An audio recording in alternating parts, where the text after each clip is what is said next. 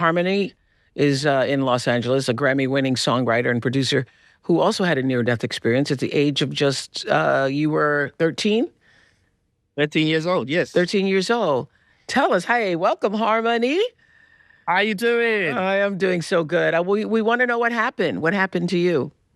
Well, I come from a very, very, very religious background. I was born in London Yeah. by Nigerian parents, and my parents were very strict and raised us in the church. Yeah. Was playing. I was a musician in the church for years, so I had a true understanding of having a relationship with God and having the spiritual side from a very young age.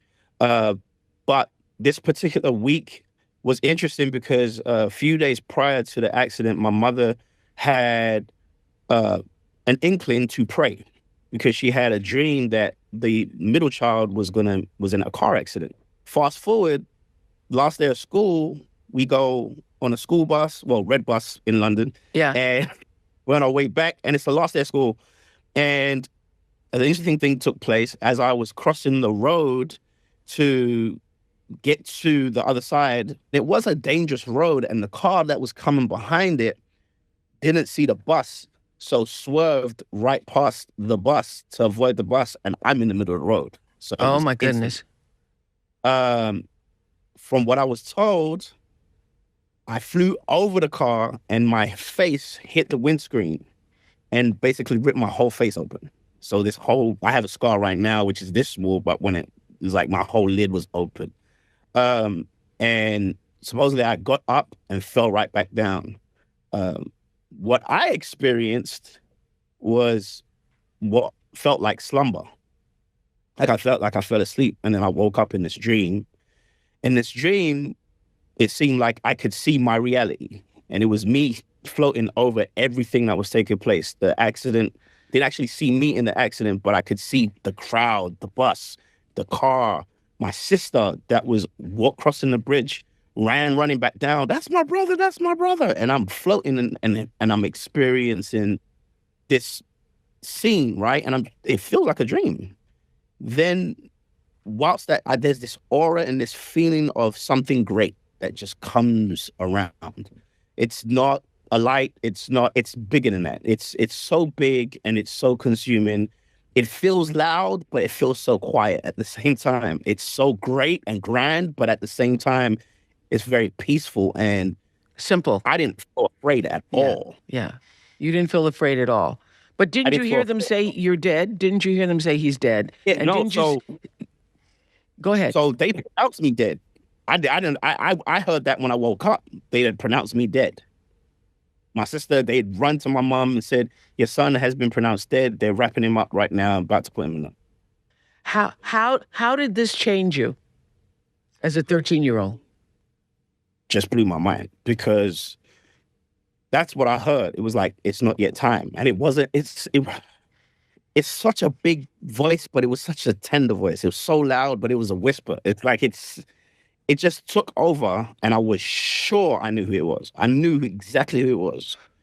And then I woke up. Who was it? And when I woke up, who was it, Harmony? Who was God. it? God for me.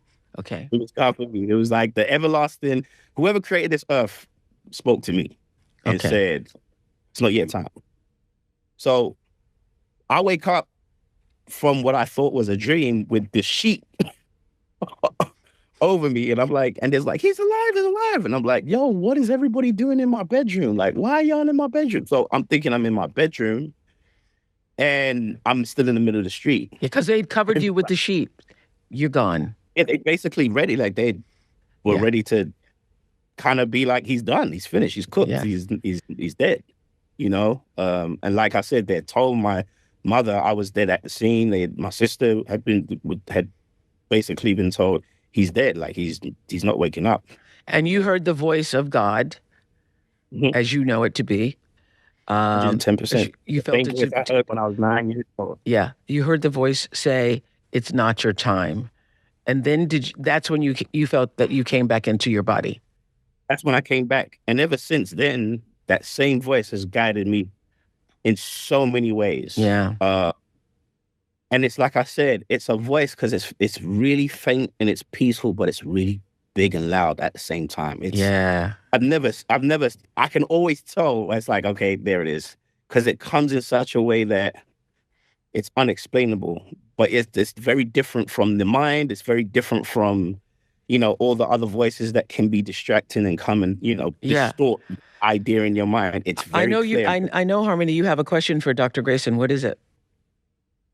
Now that you've heard so many stories that have similar experiences, Doc, is it safe to say that there is life after this life?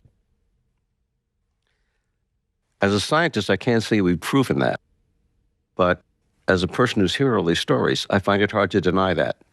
There seem to be so many cases where people are pronounced dead and yet seem to be thinking clearly and, in fact, more vividly than ever before.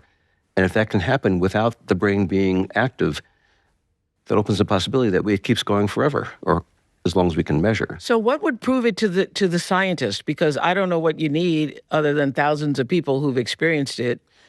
Well, for many scientists, they have to experience it themselves, and they may do that eventually. Yeah. But I wanted to ask you a question, Harmony. I know we've heard from so many adult near-death experiences how hard it was to go back to a, quote, normal life after this. What was it like for a 13-year-old to go back to school and to do the usual activities of a teenager? There was a different understanding of what my life was going to be, how my life was going to go. I knew from that moment on, my life was going to move differently. And tracing everything up to this day, the people I've met, the experiences, the places and the platforms that I've been on, I've understood that that day made a significant difference in my life. And there was a confidence I had to start walking in. And there was an understanding deep down, no matter what was around me, no matter who was around me, no matter how things played around me, I had to trust that voice every time. And anytime I lost weight, I would always go back to that, it's not yet time, which also made me understand I got a time period to do some things here. Do you know what I mean? And Yes. I have some significant things to do while I have the time, because in this life, time runs out. Now, in the life after this, time probably continues. But there are things that I believe he kept me for. Using the words, it's not yet time, it just allows me to know, like, I have a time period to get some things done. And I think that's the beautiful thing, one of the other beautiful things that you've said here, and I have tried to be guided by that voice my whole life. Also, never had an NDE or near-death experience, but I remember being on the back porch. My grandmother was washing clothes, and I was like 4 or 5 years old. And she said, "You better watch me now, Oprah Gail, because one day you're going to have to learn how to do this for yourself." And I distinctly heard the voice say, "No, you won't. Your life will be different. No, you won't. Your life will be different." And I remember that feeling, and that voice is different than the voice that's just in my head. It's that goes on. And I have tried to be obedient to that voice. So when you said, Harmony, oh, there it is.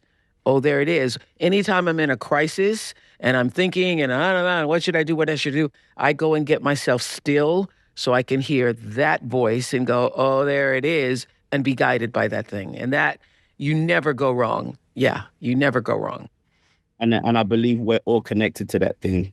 And I believe we all have the ability to hear that thing, research that thing, feel that thing, and be guided by that thing. That thing could be all kind of things to different people. Everybody has a different understanding of what that thing is. It's God to me. It's something else to somebody else. Yeah. And I respect it all. Yeah. That they all have something similar. Yeah. Which is God is the all-encompassing word. Yes.